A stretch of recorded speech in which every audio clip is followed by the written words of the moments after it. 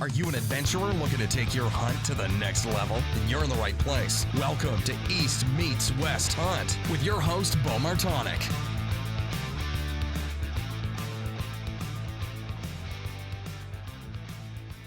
All right, we're live. Damon Bungard, welcome back to the podcast. It's been a little bit.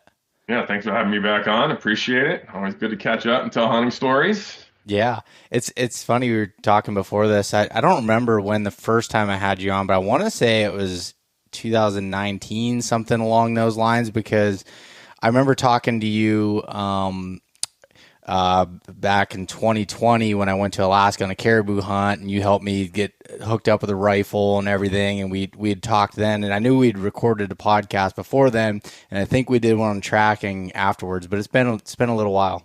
Yeah, it's been a few years, some changes. Yeah, for sure. Yeah. I was just thinking about Alaska the other day. I had another buddy looking to go up there, and I was kind of like, I'm kind of overdue. I was looking at old photos, and I was like, the last time I was there was 2019, but I was on Kodiak. And I used to go up there and fly fish a lot, like a month at a time. And I'm like, I just need to go back just to fly fish. Like, I just love it up there. It's so nice. Yeah, no, it's a special place. I mean, with the time this comes out, I'd already have been there, but I'm going up in a couple weeks here.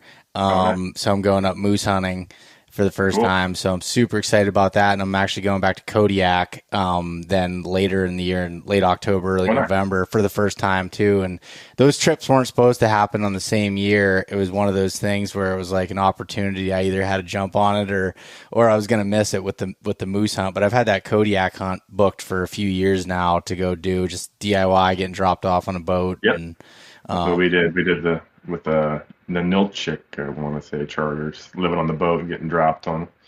Yeah.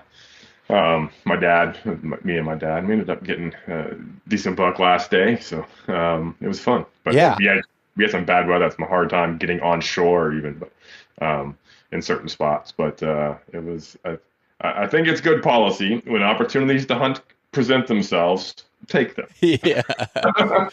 Yeah. That was, I was going to say that now things have changed a little bit up there where it's one deer. You can only shoot one deer, but, I remember you put out a YouTube video on that, didn't you? On that hunt? Yeah. It's called Kodiak. Yeah. Called Kodiak. Yeah. I was going to say, I remember watching it. Yeah.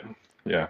It was good as my dad. And we were hoping for better traffic on the beaches because he's not super mobile. But he actually didn't get one. But we had to press and climb and find some stuff. But eventually we did. We ended up with 2 in the end and some nice halibut. So it was still a good trip. Yeah. So you just never know what you get in Alaska with weather. Yeah, I know.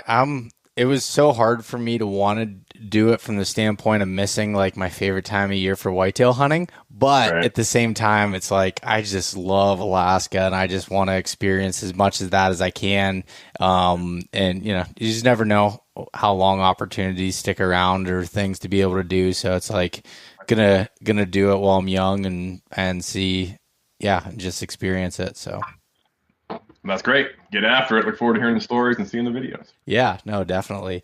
But Damon, for anyone that hadn't listened to you on here before or doesn't know anything about you, do you want to give a brief background on who you are and kind of what you're all about? Sure. So, grew up military dependent all over the world. Went to school at Clemson. But while I was at Clemson, I started professionally whitewater kayaking, and that then I worked in the defense industry and then paddling, and then eventually transitioned into the paddle sports industry full time for Jackson Kayak. And that has led to other, roles in the outdoor industry from a product development side of number of patents on products, but always been a lifelong hunter and just fisherman. I'm 46. I've been hunting probably since I was 6, I guess, ish.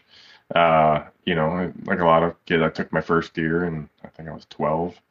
And just have always, enjoyed outdoor adventures, whether it's with a fly rod or whitewater kayak or backpacking, rock climbing, and then finding ways to kind of combine them all, and putting food in the freezer. And then I have a tracking dog, Jaeger Tracks. So a lot of people know me from Jaeger. and helping hunters find lost game. So we did a podcast on that, but that's, there's a website and YouTube channel for Jaeger. And so we recently moved we always talked when I lived in Tennessee, and had a lot of we lived kind of like a halo of public land. We had like 50,000 acres of like playground around me there. And I learned to whitewater kayak in college. I was a co-op student up here in Southern Virginia near Blacksburg. And I learned to paddle in the New River, and that eventually, became a over decade long career.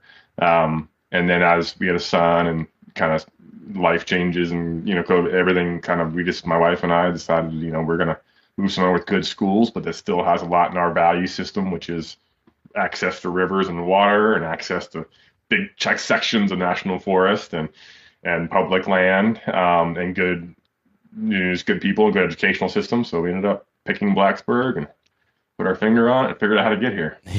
So here we are. And now starting to teach Barrett things and teach him to shoot a bow and, pass on stuff to him, and then still doing Jaeger stuff when I can and doing hunts. And I did another backpack hunt in Tennessee, just put a video out on that. And a lot of people and a lot of your listeners are interested in, backpack hunting and hunting Eastern and a Western style, which I've been doing for a long, long time. Yeah, you have. And so here we are to try to help and tell stories and inspire some people to get out there. Yeah, it's funny because I'd learned a lot about backpack hunting, in the West and in the East from you, over the years, in the beginning years when I was learning how to do it and everything. And it's super cool. When you sent me a text, you were like, "Hey, I just put out this new video of backpack hunting in Tennessee." And I was like, heck yeah. Like I love getting to see that and watching it, and just like how you do the videos is pretty cool because it's very raw from your point of view, and it's like you're there from that standpoint, and just being able to show it all and just explain it. And I really enjoy getting to see that. And there's just some super cool landscape and stuff where you were at, and a lot of like rock shelves and cliffs and some steepers, mountain type stuff that you're backpacked in there and everything. So I think that's really cool. And it's the other thing I wanted to mention before we get into that story is, you were one of the beginning ones that introduced me to tracking dogs as well,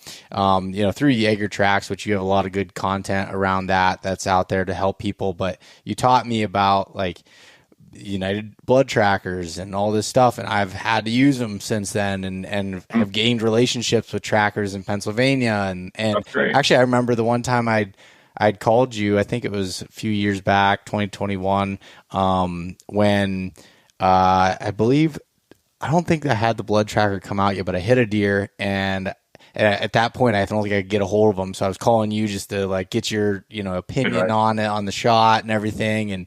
And you described it just right. And then the dogs came out and realized that, unfortunately the deer was still alive at that point, and it was one lung gut shot hit essentially. And that was, 6-8 hours later, and he was still alive, and he ended up dying right there where we jumped him, and we only went another 15 feet. But it was interesting being able to watch those dogs work and be able to see it and watch, like, I remember right like the split second before we jumped that deer, the handler looked at me and goes, "That deer's still alive." And he said, "By the way, his dog started pulling as soon as we crossed this creek." And he's like, "That deer's still alive." And then right at that point, that deer jumped up, and he's like, "Let's get out of here. Let's, back out." And It was super interesting. But I just think that I was glad you opened my eyes to that. And it seems like it's making a bigger wave now across the country than it was, 3-4 years ago, to people knowing about it and utilizing it, and more people being trained to do it and having dogs that do that. And I think it's so helpful to be able to go out. And honestly, if I don't see a deer really fall in sight, or I'm not 100% sure on the shot, I'm calling a tracker if they're available to come help, because just the peace of mind of them being able to help out. Yeah, well, I'm glad to hear it. For anybody that doesn't know, you can go on United Blood Tracker's website, put in your zip code, and find trackers near you. And that's in the last 5 years. There's been a lot of states who have changed laws. There's a lot of legacy laws about hunting deer with dogs, and tracking is not a deer's been shot, dogs controlled on a leash, and that's kind of what's changed a lot in a lot of places, and a lot of people have put a lot of efforts. And even some Canadian provinces now are switching. And I Nice. personally have sent footage, raw footage, to game wardens and people making policies in Alberta to present to legislatures to so they know what's really involved. But like what you touched on there, that you learn a lot tracking about what marginal hits really, what the deer really does, and those quartering shots. While sometimes they just happen, especially in archery, maybe the deer just moves a little bit. Maybe you deflect something you didn't see, but those quartering shots, it's oftentimes that deer will still be alive at the 6, 8 hour, 10 hour mark. Yep. And most of those, it's default 12 hours. Usually if somebody will call me in the evening and they explain what happened and I question them about it, and they'll be like, I'll see you tomorrow. And I come back, I'm like, nope, we're just gonna bump that deer. Yeah. Like, I'll see you in the morning. So yeah, it's been a great thing. It's been a great way for me to give back to the hunting community, and it's also taught me a lot. I mean, again, I've been hunting for almost 40 years. I think I said before we began, and I've lost some animals in that time, like anybody who's hunted that long, likely Yeah. has. And But you learn more. Jaegers, I've been tracking with them now for 6 years, but you'll learn more taking tracking calls in 1 or 2 seasons than you'll learn in a lifetime of hunting, because you see all the marginal ones. You see, Yeah. a concentration of I don't want to say the bad, but the stuff that happens you didn't plan for. Well, yeah, I mean, honestly, if a deer, obviously if a deer dies in sight or you hear it crash, they're probably not calling a tracking dog. So it's usually Right. for those marginal or not great hits. So you kind of get to see, and I'm sure you can kind of tell, someone's being like, oh, this is where I hit them at. And you're probably like, sometimes like, I don't think so. There's a lot that goes on, and a lot of times the hunters, I won't say they lie, but they don't know. And sometimes it's a really good shot, especially in muzzleloader season, which we can touch on more detail later. But a lot of times a muzzleloader, there's a cloud, obviously, and the hunter will have been looking at the deer he wanted to shoot, but he will see after the cloud a different deer run. Yep. And so they'll wait and they'll climb down and they'll go look for sign, and then, oh, I missed, or it's bad shot, or whatever, I don't see anything.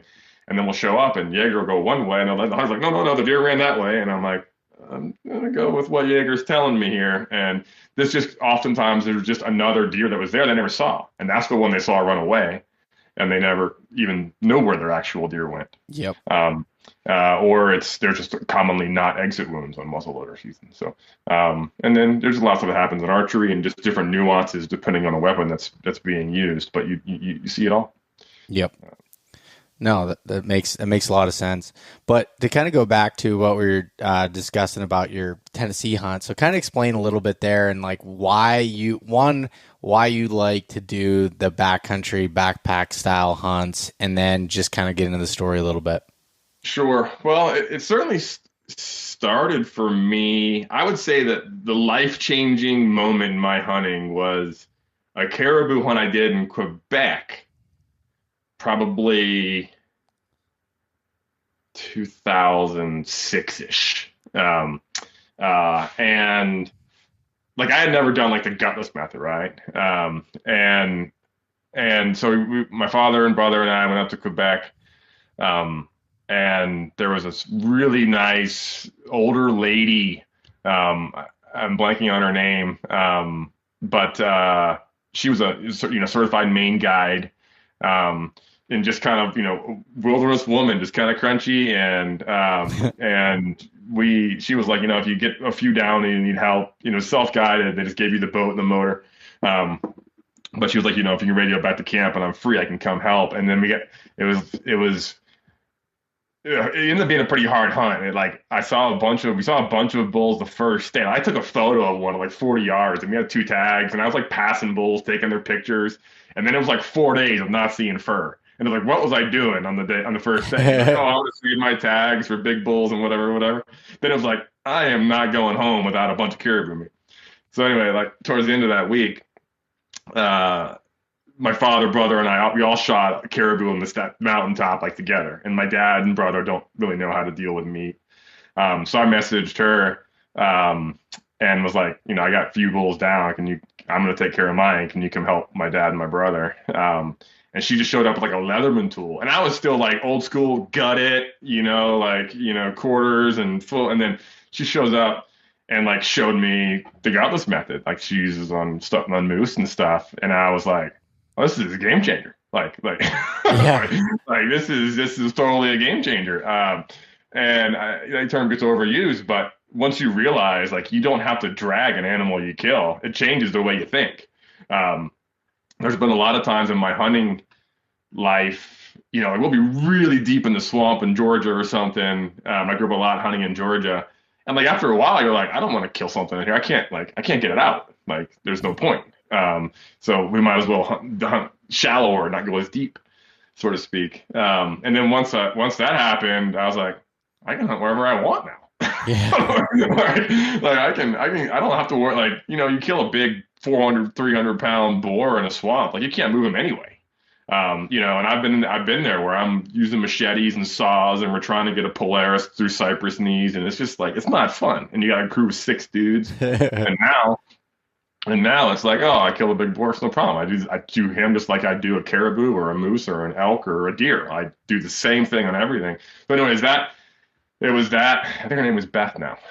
It was Beth's lessons on, how to do that with the caribou and quickly get them into bags and in packs. And then I was like, as a backpacker in college, I guided backpacking and rock climbing, a lot on the Appalachian Trail, different parts of Georgia and North Carolina. And it was like, and then in Vermont, in the Green Mountains, but it was like, I can go wherever I want now. Yeah. I'm totally comfortable living out of a backpack for a week, no problem. I've done that for decades. It was just adding the gun part.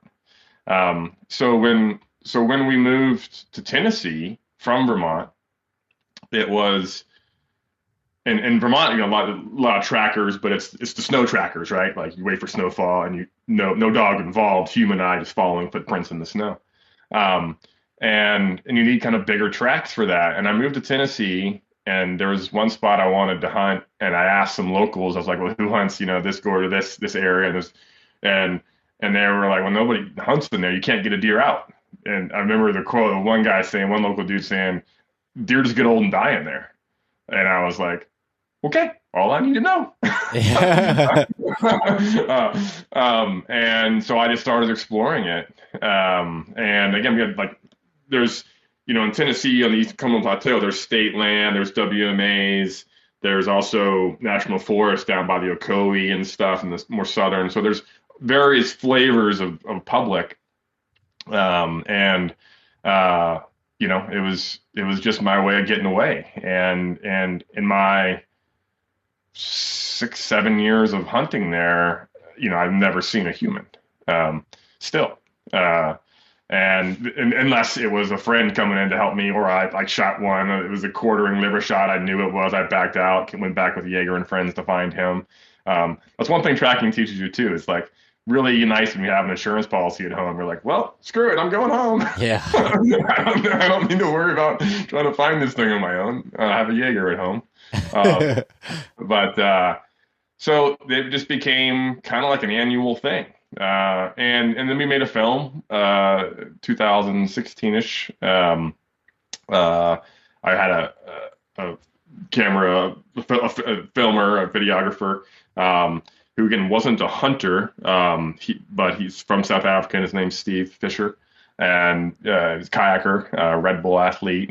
And Steve went in there, I took him, and we filmed an incredible hunt, and it was like, I called in a buck with the muzzleloader, killed it, and then made a camp at this cave that's got cool air flowing out of it to keep meat cool, and then cut that deer's rack off and rattled in a bigger buck the next day. And even rattling, people in the East often say, well, that doesn't work, blah, blah, blah, blah. I'm like, well, if you at the right place is the right time and low deer densities that aren't pressured by humans where they're not suspicious of it, I can tell you right now it works. And that I hunt from the ground in there. I don't hunt from trees.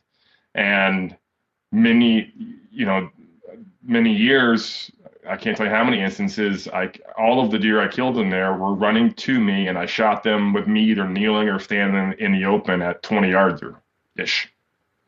And has worked repeatedly. And it just worked on the film I just posted on my YouTube. And that was from the 2022 hunt. And this was actually the first time that I've done it fully solo.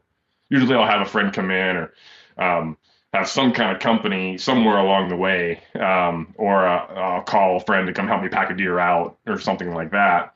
But this time, the situation, it was, November, muzzleloader, and that's kind of peak there. Like, I definitely tend to tag out muzzleloader season down there. The bucks are just searching, and they'll engage audibly, regularly. There was another great crazy story of this was the bow hunt only in fall, because Fall Creek Falls State Park is a bow hunt, and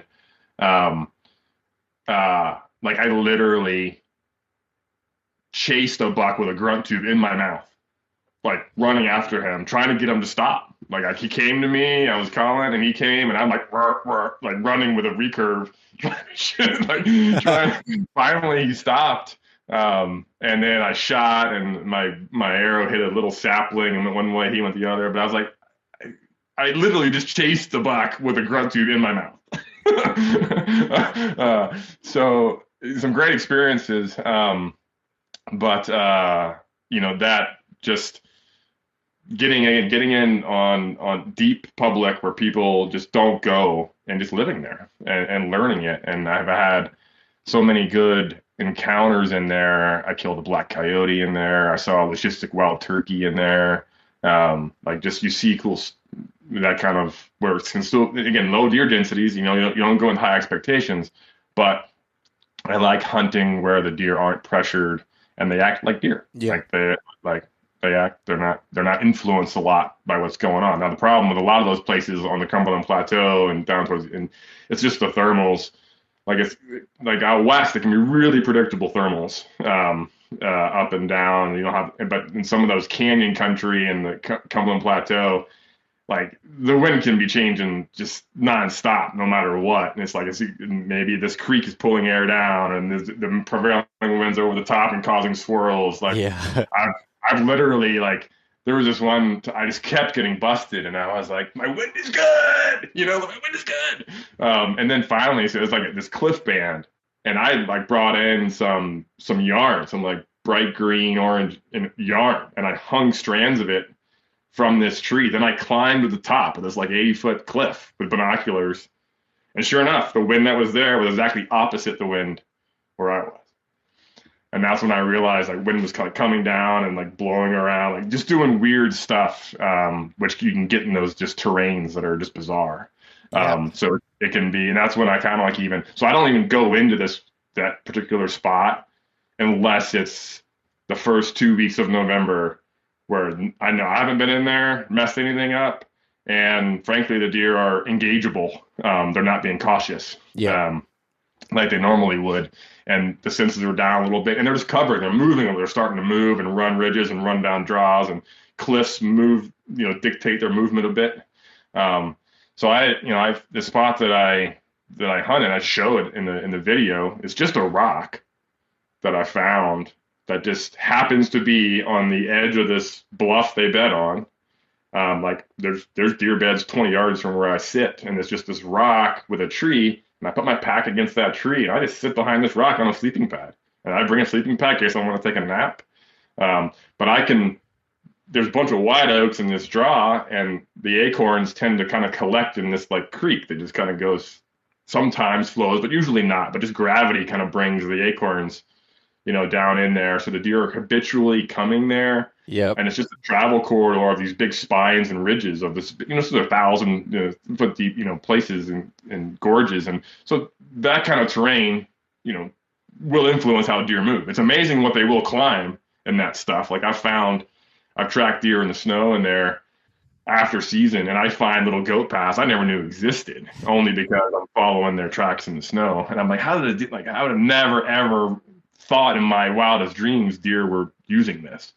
Um, and so that's a great advice to anybody on the East is even if it snows after season, get out there and track deer by sight based on their footprints in the snow, and you will learn a ton about what game is doing. I realize what game's doing then may not be what they're doing in hunting season, but you'll still learn a lot of habitual general travel habits. Yeah, and how they're just using the terrain, even though cover might change, it might take a little bit different route, but you can just kind of see how they funnel through stuff. And every area is so different. Like everywhere has their own little things that they do differently and kind of how they travel, starting to hunt in southern West Virginia where it's like straight up, straight down from top to bottom and not really even many benches. It's just like literally straight up, straight down. That type of area. And it's like, but those deer run right off the points and come down more so than they would in Pennsylvania and Ohio and some of these other places I'm at. And it's just like kind of learning how they like to move through that stuff. And too, like in that video that you showed, it was a cool spot because, the deer were actually bedding there too. But like seeing from your perspective was kind of like what a deer would be like laying there and what they could see. And it's like anybody coming up that draw, they got you pinned if there were to be anybody. Right. And just like being able to detect danger. And then it just with the big bluff there. And it's just like, it was a really cool spot. And you basically kind of had your own little bait pile there with all the acorns kind of gathering down in that, right. in that drain. Right. Yeah. You're spot on. I mean, I'm sitting, the rock blocks my movement. So it's kind of like being in the ground blind. Like my head is exposed to about here. And I can look and move, but like even when it's time to shoot, I can lay out on that rock and use it as a rest. And they can't see me even moving into the right position to shoot because I'm blocked by the rock from that side.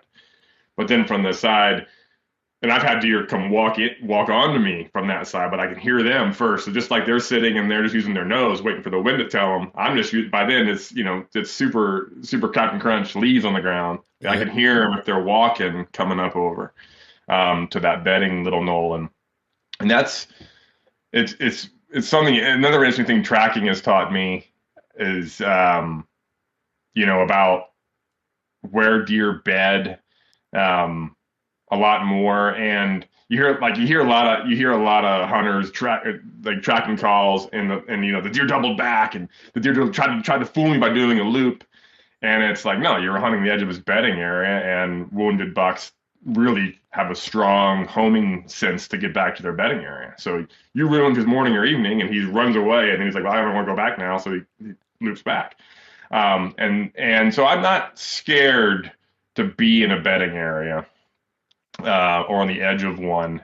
A lot of times those hunters don't realize it, but that's the first question tracking if somebody's shot a mature buck that I ask is, do you know where this deer beds, or do you have an idea where this deer beds? Because younger deer and younger bucks and does behave a certain way, but older bucks, they behave different once they're wounded. And so this spot, I'm like, people are like, oh, you got to stay out of the bedding area. I'm like, well, not all the time.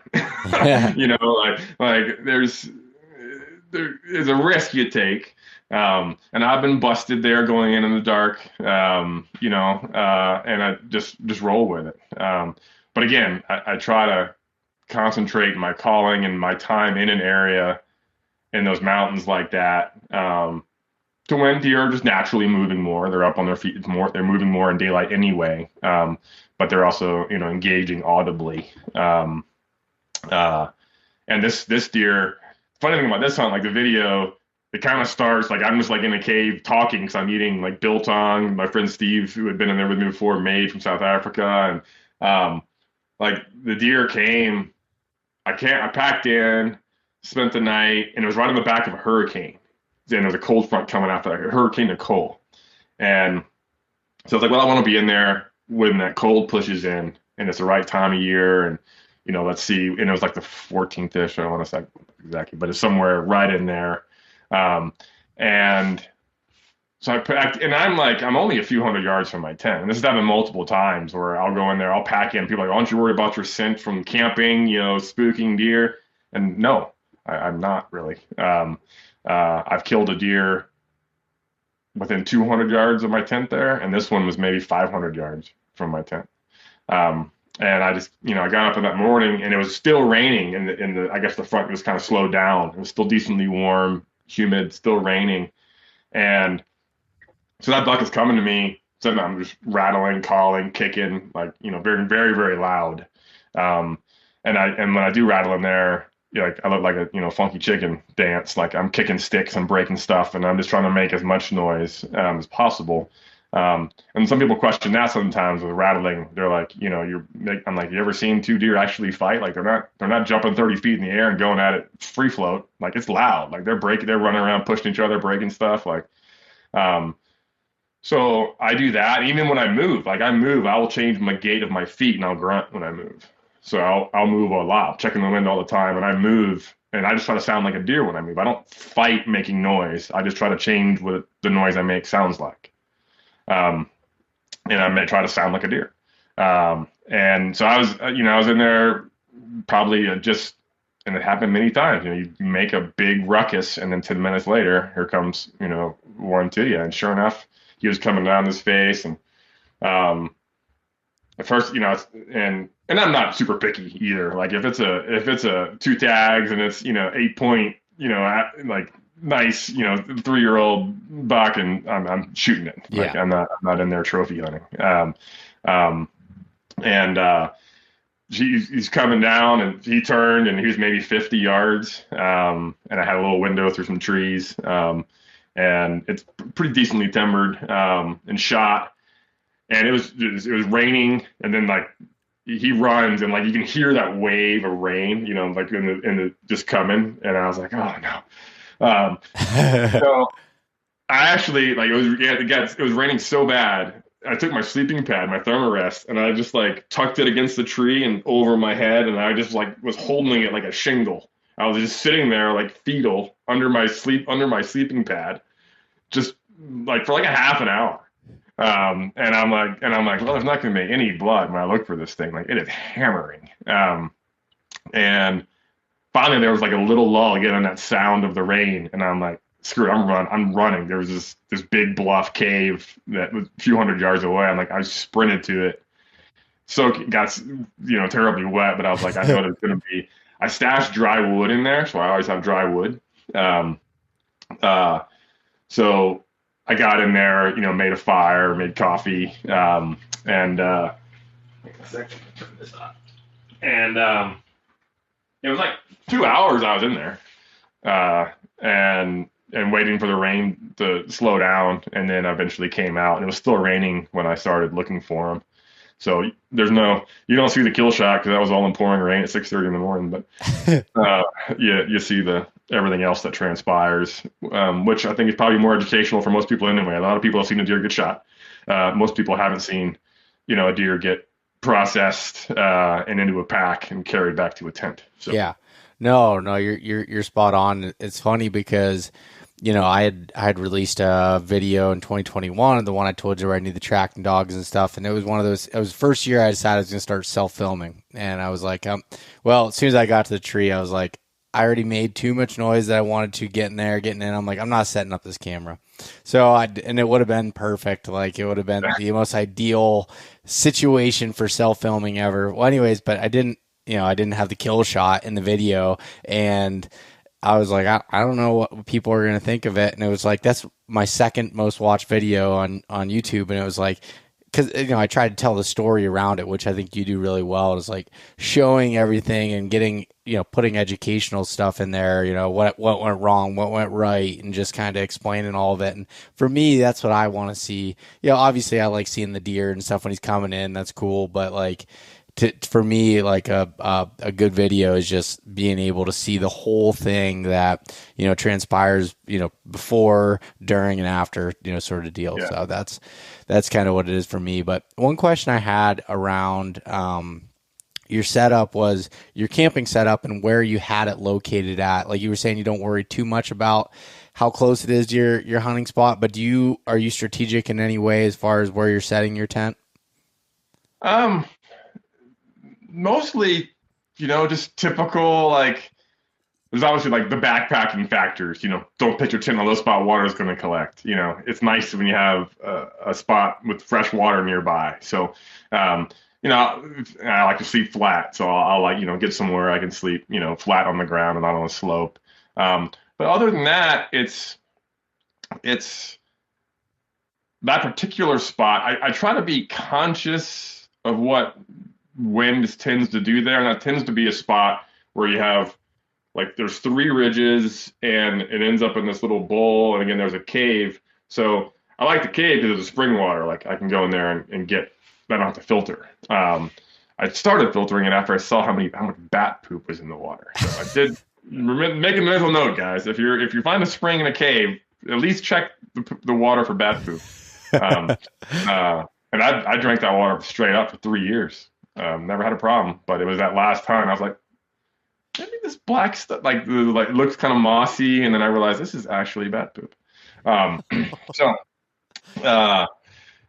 anyway, I haven't grown wings yet, or I'm not a vampire. So other than that, though, it's creeks can dictate airflow. Flowing water pulls air with it.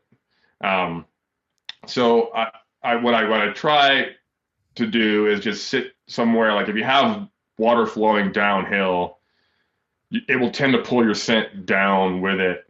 Sometimes it'll counter thermals want to go back up, but it'll just tend to move your air with it.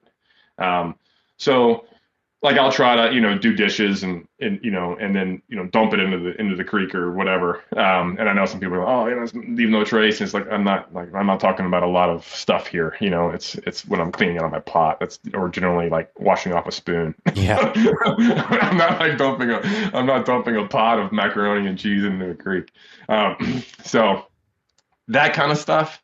But that's kind of, yeah, and just when and where, obviously, I'm not going to be there, cooking dinner that, or popping a thing of popcorn at, 5 p.m. during the rut. So it's just trying to, and there are some black bear around there, but like nothing you got to worry about. Yeah. Like really, really low populations, of coming and messing with stuff. So, and I'll still hang food when I leave camp, but, yeah, as far as, just not a ton. Like I'm not overly worried about, I kind of would rather, I guess in my head, I'd rather be camping where the deer are, where I can move and not have to disturb a lot, than trying to camp somewhere and I've done it before in there where in places where I'll camp away, just trying to save, if usually a lot of these places, if I'm hunting them without camping, I'm parking the truck at 4 a.m. and I'm not to my hunting spot till about 6:30. So that's a lot of hiking. And it's off trail, loud, like it's a lot of just disturbance, right? Yep. Have the lamps moving around. Whereas if I get in there and camp and I hunt near my camp, I'm only ever moving a few hundred yards. It's just the actual, I look at it that way, the actual impact of sound that I'm having in what is really a pretty quiet area. There's not a lot of noise pollution there. And in all these places, like you might hear cars or, a Harley go by on a random road, but for the most part, it's really, really quiet. And so I just try to get in. I'm of the mindset, if I get in close to where the deer are and can move without messing them up, there's value in that. Especially in that first 2 weeks where I don't say their noses are insensitive, but let's face it, I mean, they're being driven by testosterone and breeding drive, more necessarily than self-preservation. Yeah. No, that makes a lot of sense, especially during the rut, but even in different times of year. Like one thing that I've learned on the backpack deer hunts that I've done is at first I was like, all right, I'm gonna set up right in this creek bottom because of the thermal pull, and like I'm down in this valley. I'm gonna go up and I'm gonna hunt over the top, blah blah blah. Well, your first tip that you gave at the beginning was you don't set up your tent in a low spot. You also don't set up a floorless shelter with a stove in a spot that can thaw out, because it was frozen, there was snow on the ground and stuff. And all of a sudden, my sleeping pads in mud, like literal mud in that bottom, and it turned to just like mush, and it was terrible. And it's like, so now like if I find these bottoms, a lot of times I'll just go first bench up, just like, just up above the bank if I can, to find a flat spot and set up there. Water's still not that far away, but you're able to do that. And like for me, I always like, if I have a particular like say valley or drainage that I want to hunt, maybe I just like go around on the other side. So if I am up a little bit and thermals are pulling up, they're not even smelling, my traces behind. But because I was just talking to a guy I was doing some consulting for recently, and he was asking about that. He wanted to backpack into the spot, and he was showing me the map, and I told him kind of where I would, set up based off of that. And he's like, "You don't think that's not, too close to where?" I'm like, "No, I think he'd be all right." But I think you can overthink that a little bit. I look back, and I was guiding backpacking trips, 3 to 5 day trips when I was 19. And I can't tell you how many times I've had deer walk into camp. Like scare whoever we were with, or come in the middle of the night and bark. So I think in some places where they're not overly pressured too, like they don't know. It's almost like you touched on caribou, like they're not super scared of humans because they don't know to be. Yeah. And some of these deer you get in some places, it's just what they're scared of or cautious around is just, I think it's a little different scale. Because they haven't really encountered it. And so the biggest challenge, you touched on it with the snow melting and the mud, and it's what like I kind of get a kick out of with my Western buddies, is like moisture management. Like I had a titanium stove. I was in a Seek Outside shelter, the Cimarron, and the titanium stove. And that's a very light setup. It's I also have that, me and a buddy. This is just me, but like moisture management, like it's funny, like the condensation and moisture in the tent, and everybody's like, oh, you vent this and you can keep condensation out. I'm like, you hadn't done it in the East, pal. Yeah, like you don't know how much moisture content there is in the ground. Like the amount of moisture in a square yard of Eastern timber is entirely different than the amount of moisture in that same square yard in Montana or Idaho or wherever. Like, and as soon as especially when it's cold, like you get in there, stuff starts thawing out, and that moisture is coming up out of the ground. Like stuff's melting, and like just, I love the titanium stoves, but I mean it was lower than the 20s on that hunt. And obviously it just changed, like the comfort level and the ability to dry gear and all of that is just so nice. But like when like smoke as a scent source, I've just found never really bothers deer that much. But I try to be conscious of when I'm burning. But I also will use that to look at what wind's doing. I'll use it like a wind indicator, and I'll like watch the smoke.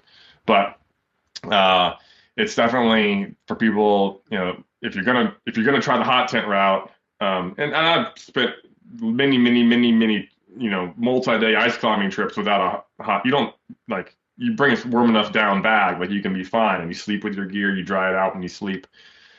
How you behave is a little different, but having a hot tent is a luxury. Like you can get away with a whole lot more of your own body's moisture management when you have a stove. And they're nice to cook on, and I showed that in the video where I cook deer, right in the tent on the stove.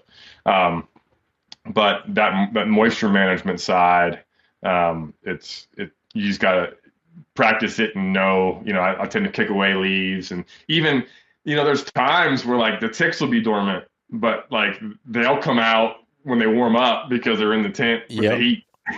Like suddenly a tick that was basically in hibernation is like, whoa, hey, food. So these are all, factors that I guess you just kind of compute and deal with. But, it's definitely, it's nice. And a lot of people they just don't do it. And I highly encourage, it's just a different way of having a really fun adventure to me. Yeah. Um, And so I like the hot tent route, and I have the exact same setup that you do. And one thing I like about it more so than me like staying warm, because my sleeping bag does that well, but there's nothing better than being able to fire it up in the morning before you're going, when you make some coffee and you warm up your boots before you go out, because that's the thing that always gets cold on me is my feet. And especially if you're out all day and maybe they get a little bit of damp, or maybe you even sweat in it, and it's just like, and you get a freezing night, and then all of a sudden the inside of your boots like frozen and cold. It's just like that is the most calming, rewarding feeling of warming up your boots before you. And I know you could throw them in your sleeping bag. I just don't want to throw dirty boots in my sleeping bag. So here's my best tip experience for cold sleeping bags and cold boots.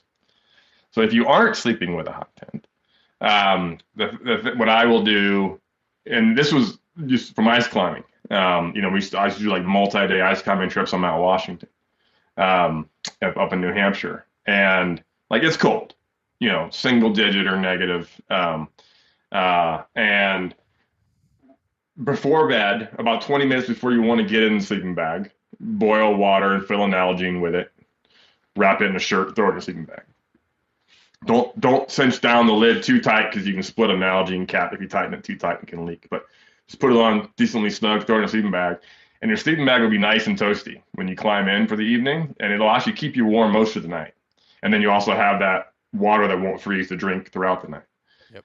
Same thing though, if you bring those smaller and more narrow Nalgenes, you can boil water in the morning with your breakfast, fill that up, and just stick it in your boot, and stick it in your boot for 10 minutes.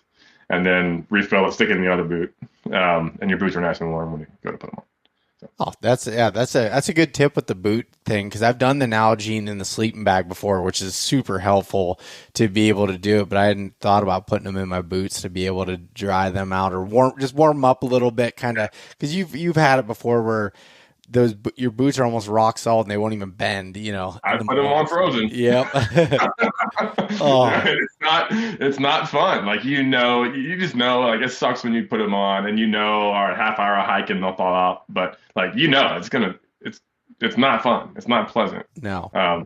So that's my only tip on dealing with really cold frozen boots is the smaller, now I don't have one sitting here, but the narrower ones. Yep. Are good for warming up boots because they fit.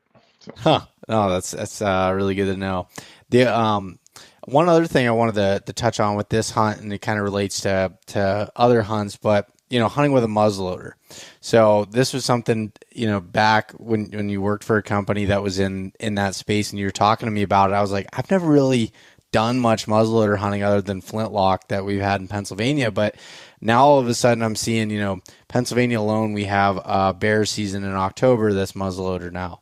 There's, you go to New York has muzzleloader season. I'm just talking about states around me, Ohio, and this is where last year's the first time that I went out with an inline muzzleloader and hunted, in January. They had a season, I think it was a 3-day season, that you could hunt with a muzzleloader. It's like it opened up all these different opportunities by picking up a different weapon. I've always either used a bow or a rifle, and that was kind of the main two weapons. And the more I've learned about all these different states and different things that you can use, muzzleloaders are a pretty useful tool.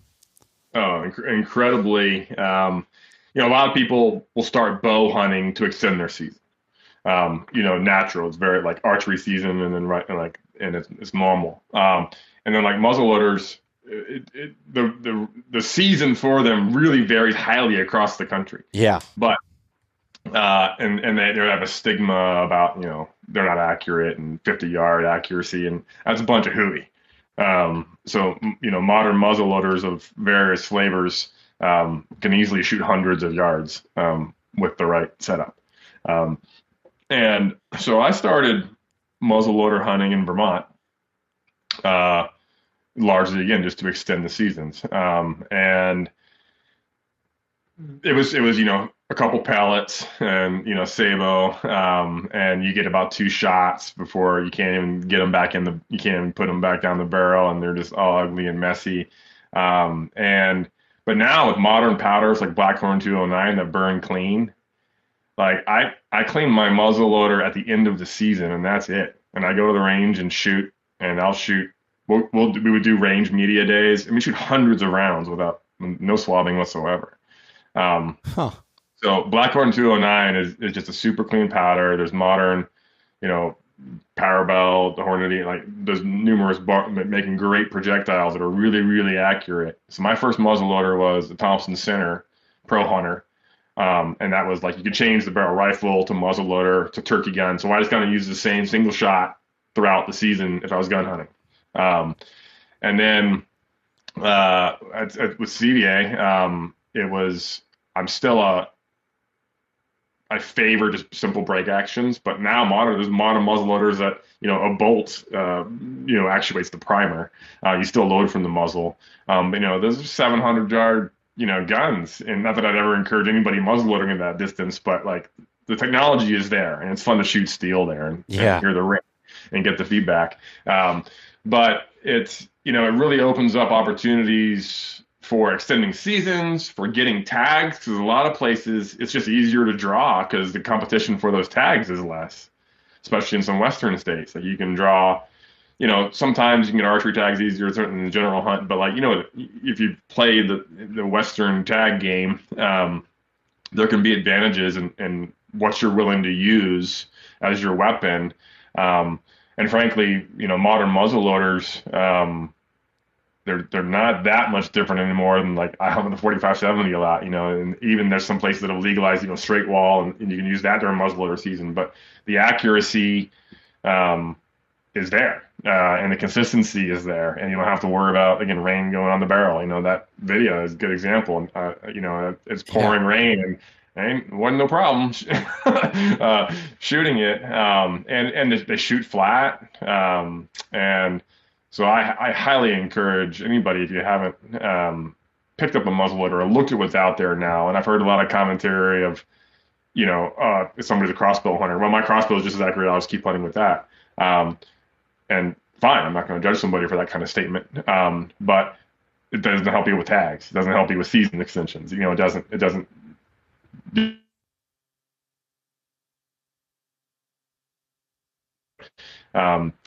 It's not going to extend your season. I don't care, you know, until you pick up a muzzleloader. And there's some. I mean, you know, there's states that don't allow rifles, like you. Yeah. So if you're wanting to have a muzzleloader or a shotgun, you can hunt there. So if you are a traveling hunter or against extend your seasons, you know, highly suggest getting familiar with the muzzle. And a lot of those old stigmas of, again, they're dirty, they're hard to clean, they're unreliable, they're not accurate. None of those apply with modern muzzleloaders. Yeah. From various. Now the one that I have, I don't even know what the brand is of it. It's old and it's cheap, and it, you know, and it's even with that, you know, shooting 100 yards was very repeatable, and it was just like, I mean, when I say old, it's not that old. It's just not a very good. It's not a CVA or anything like that. But I think that there's so much more opportunity, even like out west, like you were saying, Colorado, for example. You can get a muzzleloader elk tag to hunt during the rut, and pretty easily in a lot of places and a lot of units, and hunt elk during the rut with a muzzleloader. And I believe there's, don't quote me on it, but some regulations. I don't think you can use a scope or whatever, but it's, man, there's definitely some regs you got to navigate. Yeah. There's places where you have to have an exposed primer. You can only shoot lead projectiles, or, you know, no optic, no magnification. Like a red dot's okay, but you can't have magnification, or it has to be open sight. So there's some of that you certainly have to navigate. But then there's, like, you know, like you're talking about Tennessee there, like you're hunting whitetails in the rut with a gun, you know, essentially. Like that's awesome that you're able to do that. And I don't know. That's one thing that I want to work on. It probably won't be as much this year. I might dabble with a little bit more, but I really need to, when I go into something, I need to put the time forth to it, and, you know, like practice a lot throughout the summer and just kind of get dialed with something and start planning some hunts that are around muzzleloader season, because I think it'd be cool. And I don't know how the Northeast is. Is there special seasons up there as far as like in November and everything for muzzleloader? There are. I'm trying to remember. Vermont was like opposite a lot. It was like muzzleloader came in last. It was like a late season thing, and some other states are like that. Whereas like Tennessee, it comes in, it goes archery, muzzleloader, rifle. Okay. And So I think New York is it's archery, rifle, muzzleloader. If I'm not seems mistaken. like a lot of New England states muzzleloaders at the end. Yeah. Okay. And again, it just varies. You just got to look, but it's all of that still falls into my head of how can I hunt longer and more. Yeah. And get the right weapon that suits it. But again, I can't speak highly enough about a modern powder like Blackhorn 209 for what it does to just get rid of all the, frankly, the hassles of muzzleloader hunting, which is cleaning and not you got to shoot a couple shots and you got to swab and all of that. Like, frankly, just goes away with Blackhorn. Like, and I'm not sponsored by Blackhorn. I know nothing. I'm not. Never worked for them. I just love it. Like it just. And I was even like I was a pellet guy, right? The 777. Like, all right, I get it. I can get it. 2 pellets down the barrel, and I'm gonna. I don't want to measure stuff. Like, I don't want to have to deal with that. 2 pellets and a Sabo, and then it wasn't until I really had experience shooting it that I was like, oh, I'm never going back. Like, and now you can make I carry 3 pre-measured vials, and it's not like it's even like you have to really get super. I still go off like the line. I tap it on like as long as you shoot consistently. Like, I'm not overly like worried about measuring grains. Certainly, it's not hard to measure grains of powder, but I'm still like simple enough. I don't have to worry about it. Like, but I just like I'll measure out, and I put it in those vials, and I'll keep the projectile in there with it. So it's just pour it down. The main thing, my main advice is don't make the mistake that I made. First deer I killed with Blackhorn, instantly fell, and I've tracked enough, or personally like that. One of the kind of red flags. It's usually not good when a deer just collapses like a sack of potatoes. Like, you get a ton of tracking calls. The deer went down like a sack of potatoes, and then he flopped around a little bit, and I got down from my stand. He got up and ran off. And it's that high backstrap stun shot where you hit the spinal process, and it knocks out their nervous system, but they lay there and they get their wits back, and they get up and run off, and you never find them because they're not dead. So this deer just went down. And it was like a 200-yard muzzleloader shot in Georgia. And I was like, oh, reload. If there's going to get up, like, I shot high, like reload. And then I go, and I didn't have the funnel. So, and I had a muzzle brake on it too. So, like, you can't pour powder in even carefully when there's a muzzle brake. Like, powder just kind of bounces off the back and whatnot. So I didn't have a follow-up shot. And I was like, well, if it gets up, it gets up. Like, I can't do anything about it. It ended up being a perfect shot. And it was just that high shoulder right under the spine. So it clipped the top of the shoulder and straight under the bottom of his spinal cord, and just, instant death. But, remember, if you're going to shoot powder, bring the funnel. Huh. Okay. No, it's definitely good to know. What would you, I guess, how would you recommend someone getting started into muzzleloader hunting? Like, is there any like basics they should look for as far as the actual gun, or just in general? What should you think about? You gave a little bit about the powder and everything, but as far as in general, I would certainly, day and age of YouTube, watch videos, talk to friends who do muzzleloader hunt.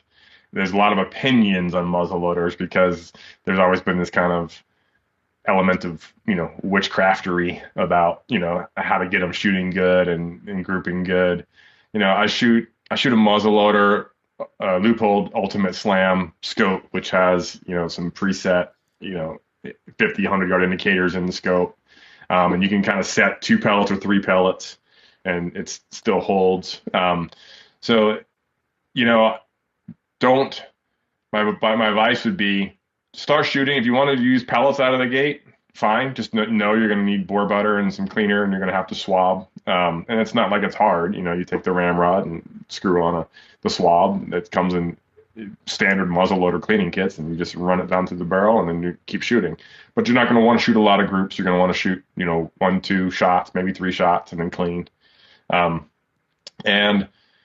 don't set yourself up for failure. Try to keep it within 100 yards until you really know, your gun is good out from that. I have full confidence in my muzzleloader, my break action to 300. Like, I know it shoots that lights out all day long. And I've only shot in my whole hunting career, one animal at that distance.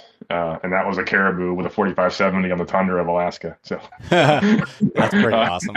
And I knew that was a 30-inch drop, so I just put it 2 feet over its back and let it rip on its leg and let it rip. But no branches, no twigs, nothing you can't see, just wide open. Wide open. Yeah. But muzzleloader, again, I hunt. We hunt in the east, right? If you hunt out west, pretty much everybody that hunts a lot out west is going to be proficient shooting at hundreds of yards because that's normal. Most of the time, I can't even see what I'm hunting within 100 yards. So it's within 100 yards, and usually it's much, much closer than that, right? So, but you obviously want to have confidence in it, and you want to know that it's consistent, and you want to know that you're not going to pull the trigger and it won't go bang. So, best advice, like anything, is get to the range and get familiar with your weapon. And if you can find Blackhorn and want to start down that path, awesome. It'll save you some hassle. And try for different projectiles with your gun. Just like any gun, some guns like different loads and like different projectiles. So, play around until you find something you're happy with and comfortable with, and that is gonna be on when the time comes. Yeah, no, that makes a lot of sense, and yeah, I'm glad you talked about the powder. What did you call it, powder horn? Is that what it was? Blackhorn. Blackhorn. Yep. Okay. Yep. Yeah, because Blackhorn is a good gun shop in Vermont, in Burlington.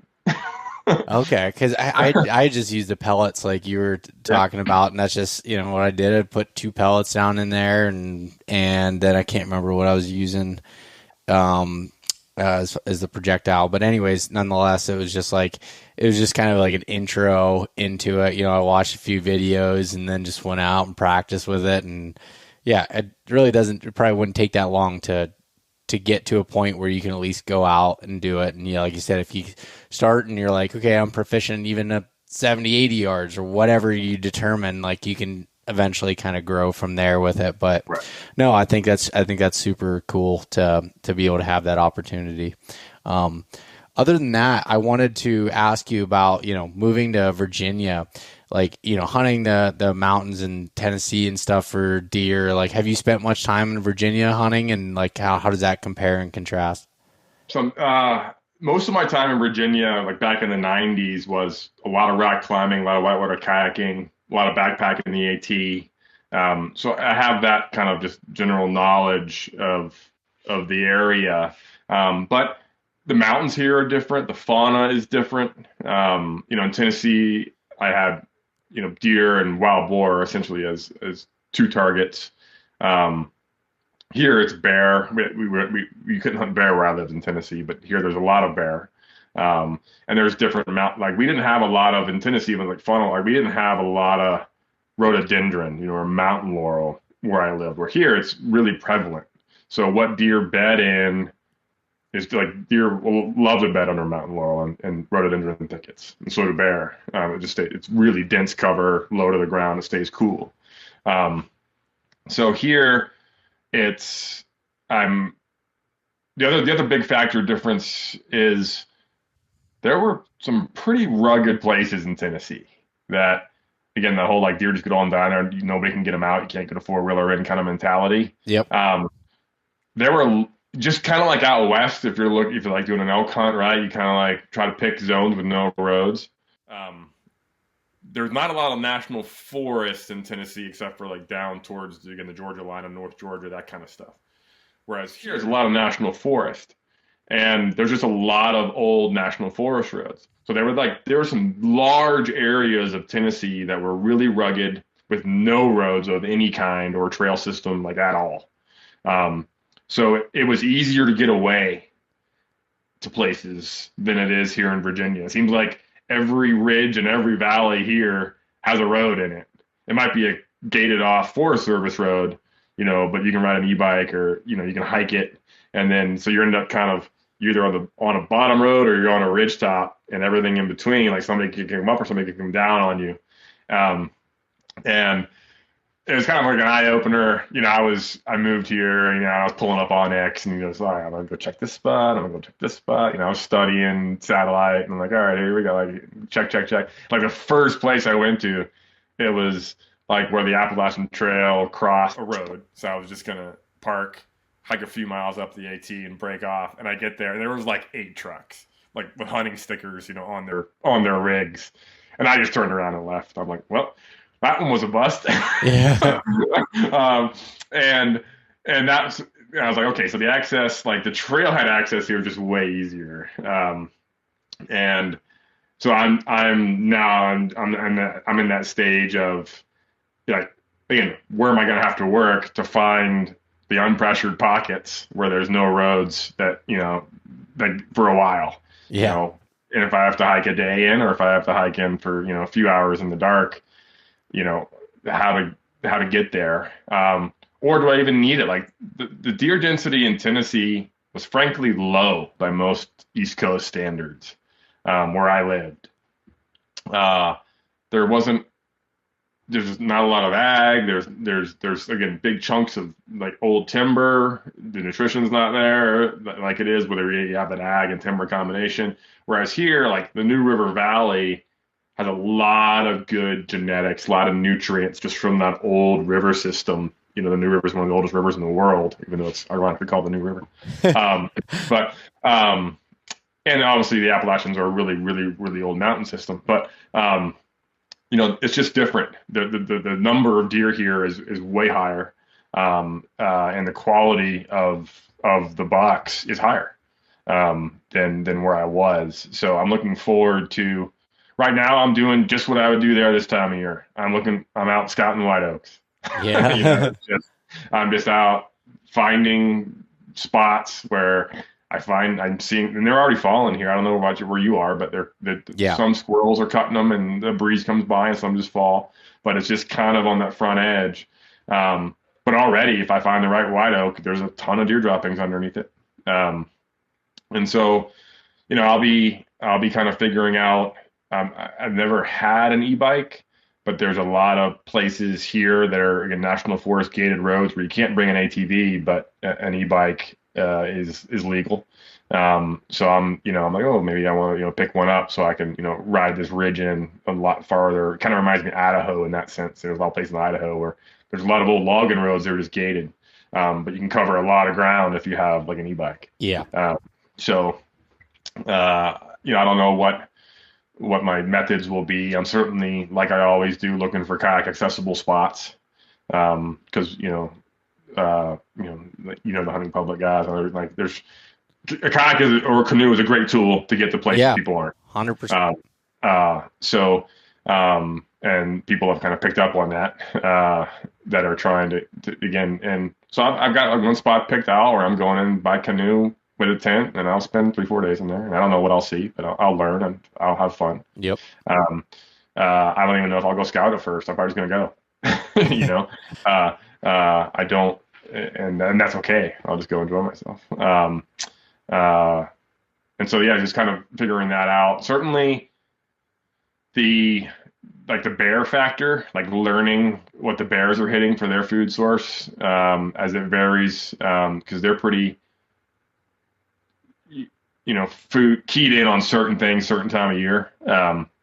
So I look forward to kind of learning about the bear here, and hopefully have more encounters than just incidental random ones, like, strategically, you can't bait here or anything, but, there's large, blackberry patches I know of on ridges. And there's, when you obviously you get in a good stand of certain acorns will be on it, but beech and like, figuring out what they're eating and when. At what time of year? Yeah.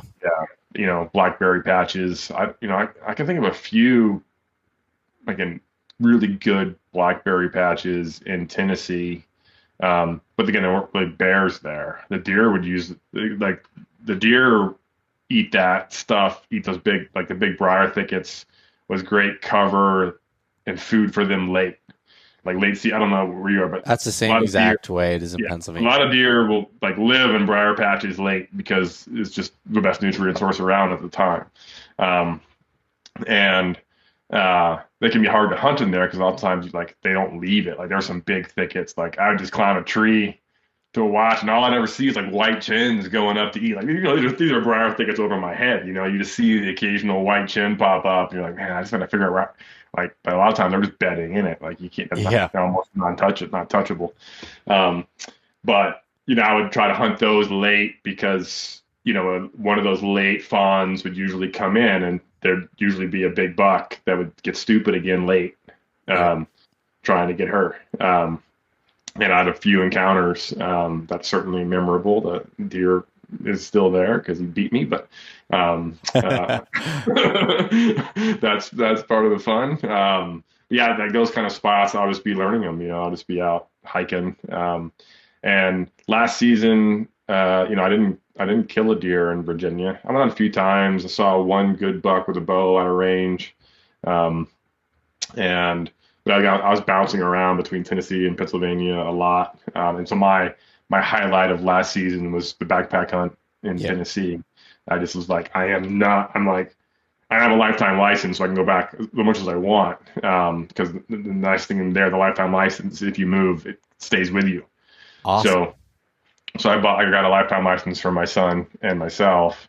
That was one of my stimulus check treats. I figured, well, if the federal government's going to give me this money, I might as well give it back to the state. Thanks for my license.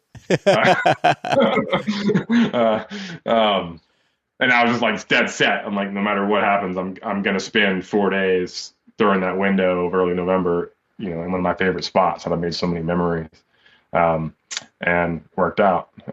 So here, it's going to be just finding the new little hideaways, or maybe I don't have to work as hard. I don't know. It's interesting. Some people that hunt a lot and kill a lot of big deer, like they'll watch, how I hunt or how we hunt, and they just kind of like, well, why do you work so hard? Like, you don't have to work that hard. You can just go, sit on this field, and eventually you just shoot them. And that's great if that's their satisfaction level. But I get satisfaction from the process.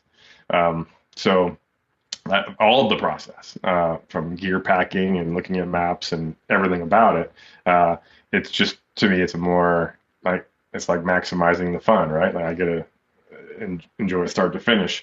So it's just going to be, I enjoy the process of learning, right? So that will be my focus here, is staying healthy. I've been battling a back problem, but other than that, I'll start with day hunts and I'll see what my back can handle. And certainly getting out with Jaeger. We tracked some here. His son Grizzly had his oldest track. Grizzly's got a 29-hour-old recovery. That was a fellow named Matt, quartering, bow shot, bumped the deer twice, waited till the next day, and we found it with Grizzly. So I don't tell Jaeger that because that might blow his head up. I think his oldest is around 26 hours. So to find out his son had a 29-hour-old, it's going to crush his world. But that's a great way to also just kind of learn behavior, and where the deer are like here versus Tennessee with some of the different, there's not as much. Like Tennessee, there were spots where like thumb diameter briar thickets, like over your head, like just really, really like impenetrable, like using machetes to try to get stuff out of. Whereas here, I haven't yet to encounter like that. The rhododendron thickets, like those places, even in North Georgia, tracking there, where like tracked a bear there for a buddy, and it was like, hands and knees crawling under rhododendron, like that stuff's can shut you down. So learning that, but again, the deer like it. So I think here it's going to be a lot more. I think the terrain in Tennessee on the Cumberland Plateau is a lot more flat and just drops and like big gorges, big steep stuff. Here it's the mountains are, the AT kind of runs some spines and stuff, but there's a lot of spots, I'm sure you've experienced in Pennsylvania too, where it's like there'll be two saddles and the deer will just move between. Like the saddle's the spot to be at the right wind. They're like they may bed on on one hump and move off. So it's figuring that out. And like anything, it's figuring out. I always say, if you think like a deer or any animal, if I'm hunting any animal or fishing, I don't care what it is. Like they need three things: they need food, they need water, and they need shelter. So if you make all of your decisions based on where are they eating, where are they drinking, and where are they sleeping, you usually can do all right. Yeah. And every once in a while you get that fourth factor of being horny. So yeah, I was just going to throw that one in there. That adds another element during the ride. So that's the fourth one, but that one's not always there. The other three are always there. Yep.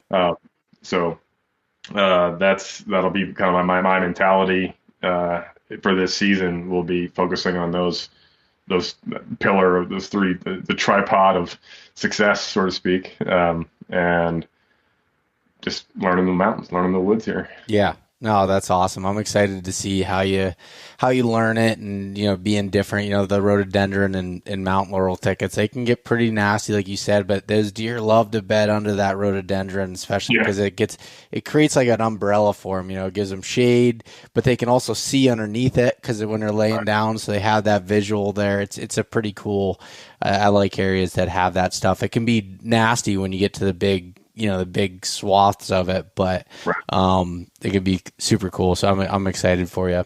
And then and did you also want to tell people as far as like what you're doing as far as for work, and maybe some people are interested in that now? Yeah. So moving here, we kind of didn't know what we were going to do, and we.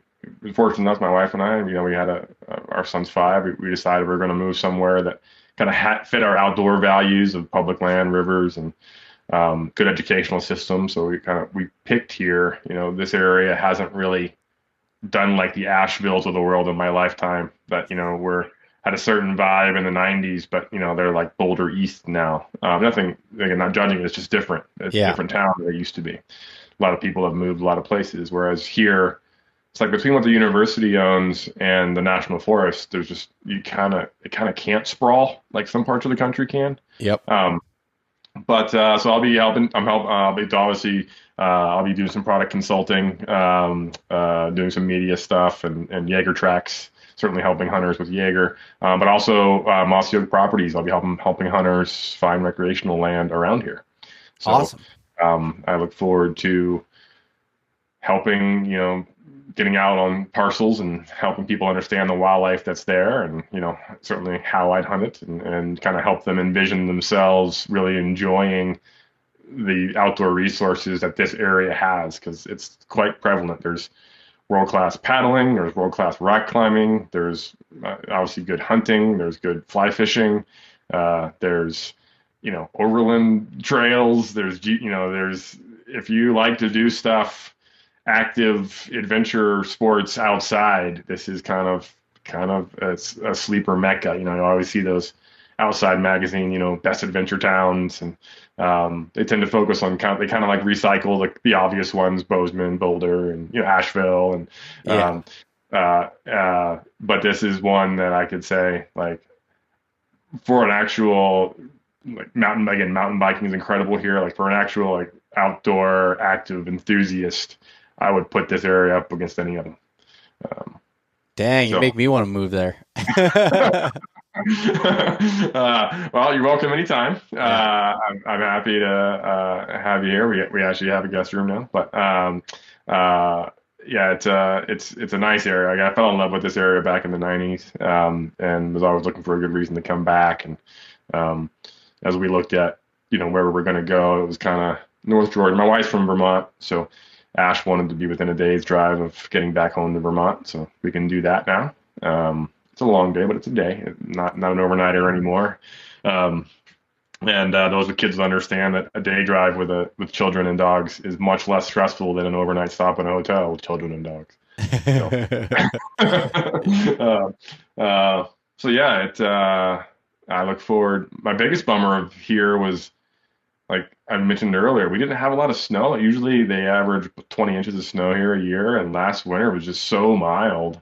Because I use snow big time for, like, my dream every deer season is that I can track deer in the snow heat wherever I live, like I could in Vermont or Ontario, or, New England.